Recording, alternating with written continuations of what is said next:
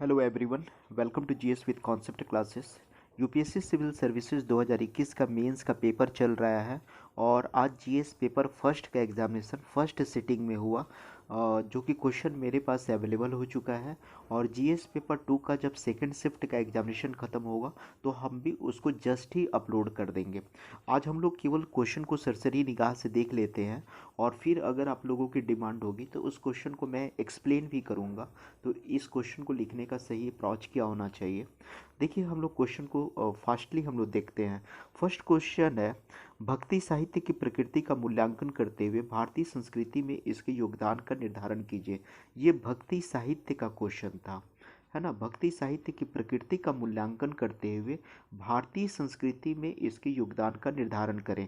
Next question जो था modern history से था, यंग बंगाल और ब्रह्मोस समाज यानी ब्रह्म समाज के विशेष संदर्भ में सामाजिक धार्मिक सुधार आंदोलन का उत्थान और विकास को रेखांकित करना था। ठीक है।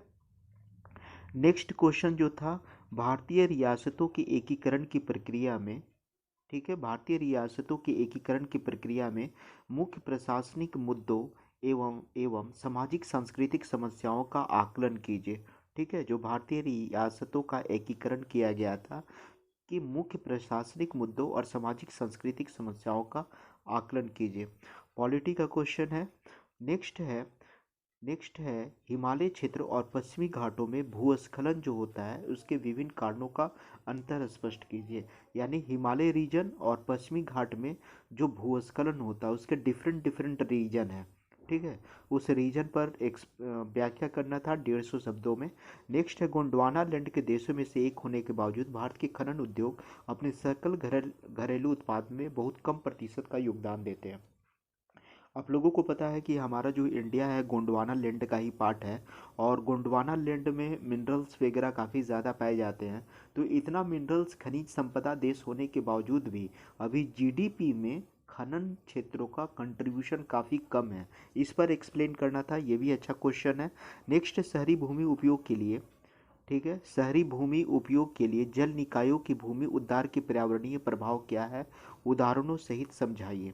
ठीक है, शहरी भूमि उपयोग के लिए जल निकायों से भूमि उद्धार के पर्यावरणीय प्रभाव क्या है, उदाहरणों सहित समझाना है।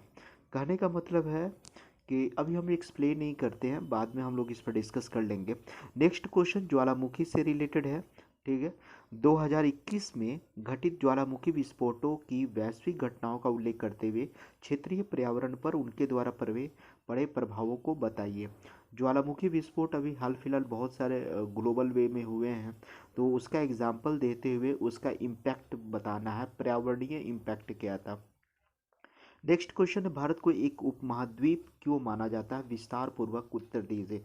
देखिए क्वेश्चन को अब बहुत टफ नहीं कह सकते हैं जीएस पेपर फर्स्ट का क्वेश्चन को।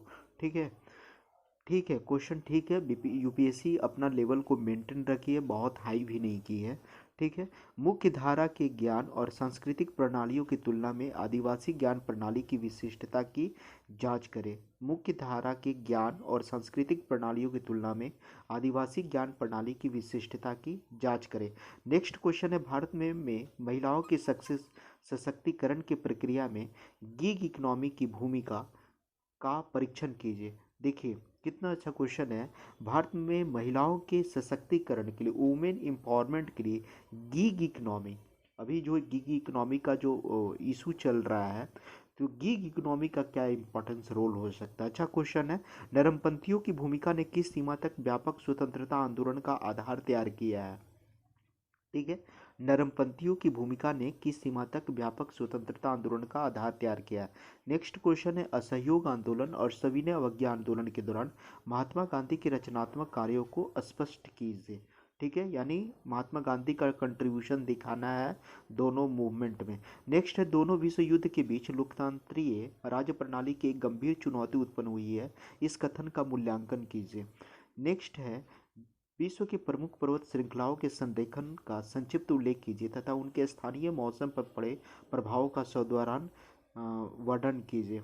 नेक्स्ट है, अंटार्कटिका की बर्फ और अंटार्कटिका के ग्लेशियरों का पिघलना किस तरह अलग अलग ढंग से पृथ्वी पर मौसम के स्वरूप तथा मनुष्य की गतिविधियों पर प्रभाव डालते हैं। ठीक है, अंटार्कटिका की बर्फ और अंटार्कटिका के ग्लेशियरों का पिघलना किस तरह अपने अलग अलग ढंग से पृथ्वी के मौसम और मनुष्य की गतिविधियों पर प्रभाव डालते हैं। अच्छा क्वेश्चन है। नेक्स्ट क्वेश्चन है, विश्व के खनिज तेल के असमान वितरण के बहुआयामी प्रभावों की विवेचना कीजिए। खनिज तेल का जो असमान वितरण है उसका क्या इम्पैक्ट है। नेक्स्ट है 17 नंबर का क्वेश्चन, भारत के प्रमुख शहरों में आईटी उद्योगों के विकास से उत्पन्न होने वाले मुख्य सामाजिक धार्मिक सामाजिक आर्थिक प्रभाव क्या है। ठीक है, भारत के प्रमुख शहरों में आईटी उद्योगों के विकास से उत्पन्न होने वाली मुख्य सामाजिक और धार्मिक प्रभाव क्या है, यानी आईटी इंडस्ट्री के डेवलपमेंट से सोशल और इकोनॉमिक क्या इम्पैक्ट पड़ा, सोशल और इकोनॉमिक क्या इफेक्ट पड़ा। नेक्स्ट है जनसंख्या शिक्षा के प्रमुख उद्देश्यों की विवेचना करते हुए, जनसंख्या शिक्षा के प्रमुख उद्देश्यों की विवेचना करते हुए भारत में इन्हें प्राप्त करने के उपायों पर विस्तृत प्रकाश डालिए। यानी यहाँ पर आपको बताना है पॉपुलेशन एजुकेशन के बारे में कि पॉपुलेशन एजुकेशन का उद्देश्य क्या था, ठीक है, और इसके क्या उपाय हो सकते हैं। क्रिप्टो करेंसी से क्वेश्चन पूछा गया है। क्रिप्टो करेंसी क्या है, वैश्विक समाज को यह कैसे प्रभावित करता है, यह भारतीय समाज को किस प्रकार प्रभावित कर रही है। नेक्स्ट क्वेश्चन है 20 नंबर, भारतीय समाज पारंपरिक सामाजिक मूल्यों में निरंतरता कैसे बनाए रखता है, इनमें होने वाले परिवर्तनों का विवेचना कीजिए। नेक्स्ट सॉरी, ये 20 नंबर क्वेश्चन है।